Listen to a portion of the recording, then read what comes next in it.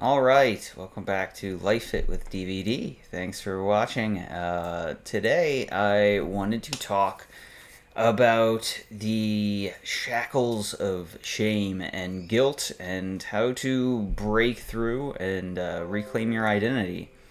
So, you know, do you ever feel like you made a mistake? You feel, this sinking feeling in your stomach that goes beyond regret. A feeling that it's just not about what you did, but you're just bad. You're just wrong, right? It's a feeling about who you are, right? And it's a voice that can whisper like, of course you're messed up, you're a failure, you're beating yourself up, right?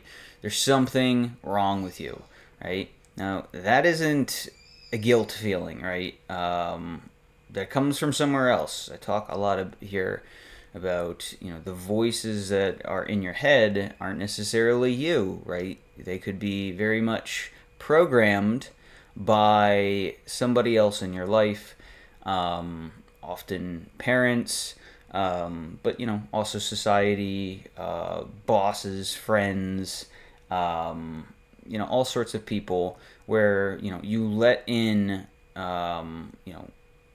what they're telling you that isn't really necessary, or it's not really what you want to believe about yourself. You're letting it become your identity. So, right, this isn't guilt, this is shame, right? And ultimately, this is a sort of cage for your soul. So, I think firstly, it's important to differentiate guilt from shame. So, guilt is, a behavior, right? It's a behavior alarm. And it's about a feeling that comes from a specific action or behavior. Like, I told a lie, I hurt somebody's feelings, I broke my promise, right? Now, is that healthy, right? Yes, it can be. Guilt is a useful moral compass, right? Now, if somebody's trying to guilt you into feeling a certain way, then yeah, well, maybe that isn't necessarily healthy. But if you're feeling that without being prompted by something else, right, that just might be your own intuition telling you something valuable, right? And it's important to listen to. So yes, this is healthy, right? It allows you to course correct, do better next time, and is ultimately focused on the action or your action. So now, when you look at shame, right? Shame is often an identity attack, right? So shame is the feeling about who you are, right? Your core self. It takes away the behavior and turns it into this is what I am, this is my identity. I am a liar as opposed to, I lied, or I am a bad person as opposed to, I hurt somebody. I am unworthy of love versus, oh, I broke my promise. So these are alerts. So these are two big differences in the definition of guilt versus shame here. So, is shame healthy? No, shame is never healthy, right? It's corrosive, it's paralyzing to your soul. Instead of motivating change, it tells us that we are incapable of change. So, shame is focused on the self, where guilt is the behavior. So, once again, it's the I did bad versus I am bad sort of scenario. One is changeable, the other is not. So, what are the signs that you might have some sort of shame based identity? So, shame based identity can often exhibit the following patterns, right? Or have the kind of following personas. So one is the critic, a harsh, perpetual self-criticism and negative self-talk. It's an inner voice that is a bully. Think when you have these voices come up, who else used to talk to me in a way that liked to be the critic? like to be that bully, right? Think about that. Would you like to treat yourself that way, or is it just a matter of fact that you treat yourself way without thinking about how that person treated you? The perfectionist. So this is a person driven by fear that any mistake will expose their inherent flawedness. Procrastination is also common due to the fear of failure around this. This the procrastination thing is absolutely huge because it leaves you just absolutely frozen and paralyzed to make good decisions because you don't want to get it wrong out of that fear of your flaws. The third is the withdrawer. So this is somebody that believes that they are just an absolute burden. They're unworthy of connection. So they isolate themselves to avoid being found out. Who they are. Then you have the people pleaser, so somebody that seeks external validation to temporarily quiet that inner voice, to kind of stroke the ego, to at least provide some sort of validation, that they are worth it, right? But that then makes them contingent on others' approval for them feeling good, right? And then the last is the defender. So this is somebody that becomes fiercely aggressive or defensive when criticized because the criticism feels like the confirmation of their deepest fears. Oh, see, I am worthless, I am bad, I am these things that I feared so much, right? And the defender will lash out, right? It will become reactive to maybe something that you said that you didn't mean it to upset them or whatever, but they, just have a very aggressive reaction to whatever you may have said. Do you see yourself as any of these? Do you see yourself as all of these, right? These aren't just personality quirks, right? These can be, signs that you have put up armor, that you're protecting a self that you believe is broken, right? So how do you break this pattern and heal from it?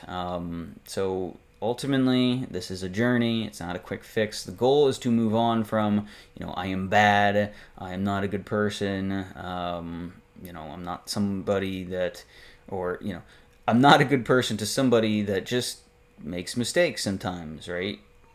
Having that growth mindset, being able to not wallow in the despair and think that is you, right? That is just who you are, but you're able to overcome that, who you are, and reassign yourself a new identity to be able to overcome who you are.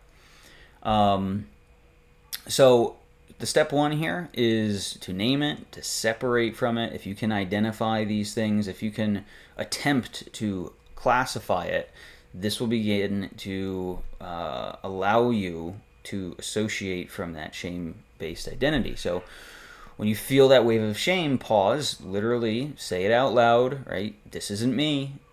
This is shame. Maybe it's shame from somebody else. Often it is.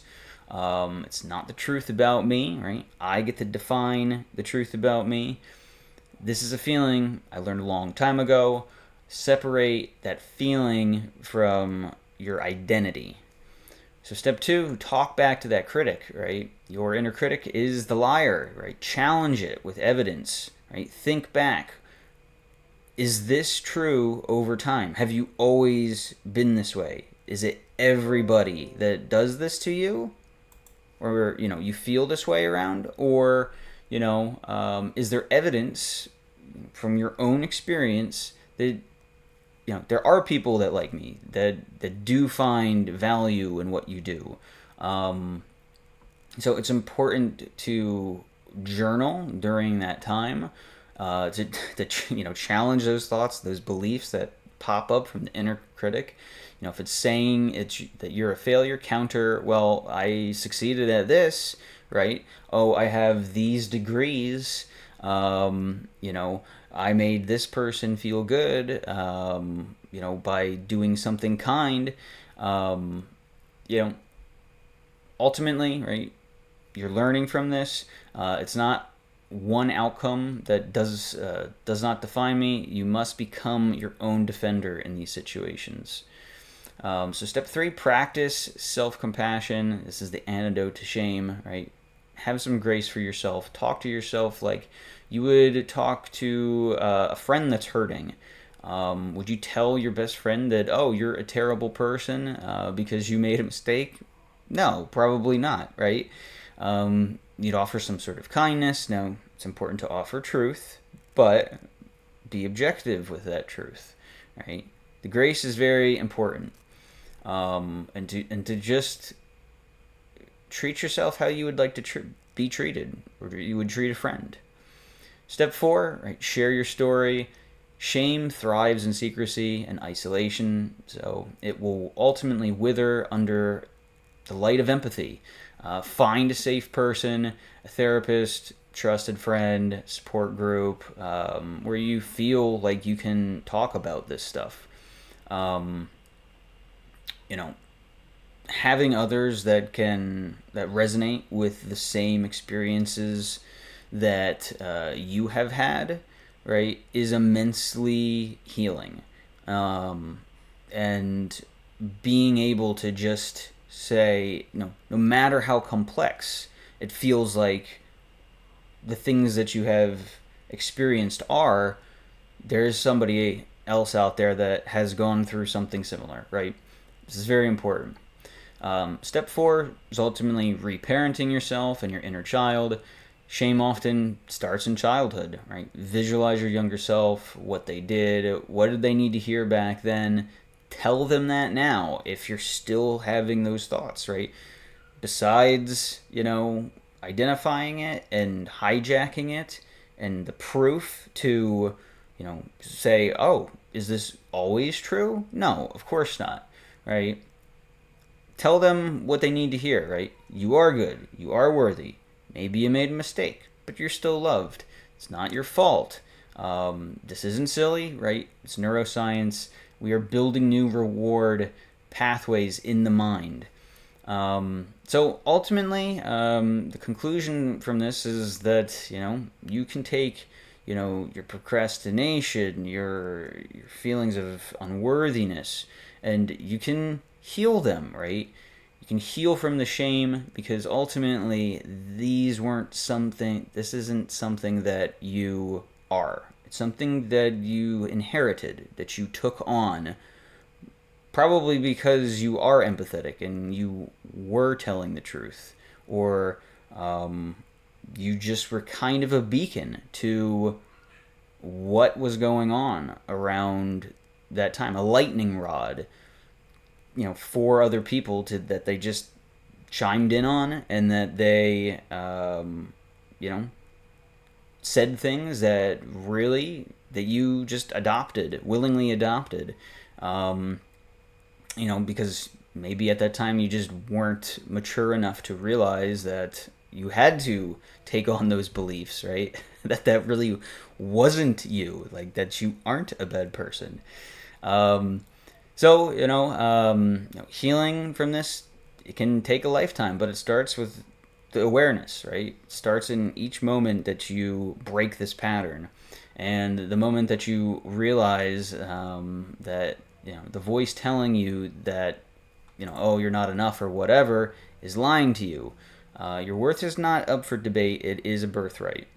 And you are not your mistakes, right? You are not your past. You're human, capable of learning and growing and deserving of love, especially on your own, and especially of your own. So ultimately, right, do you resonate with any of these ideas, right? Which one of the framework do you resonate with, if you did, right? All of them: the critic, the perfectionist, the withdrawer, people pleaser, defender. It'd be interesting to hear, because I find that all people have certain levels of this. And they often don't realize it. And ultimately, it is probably holding you back in some area of your life, whether you realize it or not. So, let me know in the comments if you have experienced any of these, if you resonate with it, if you enjoyed this video. Like and subscribe if you did. That would mean a lot to me. And yeah, if this was helpful, feel free to share it. So until next time, thanks for watching, and see ya.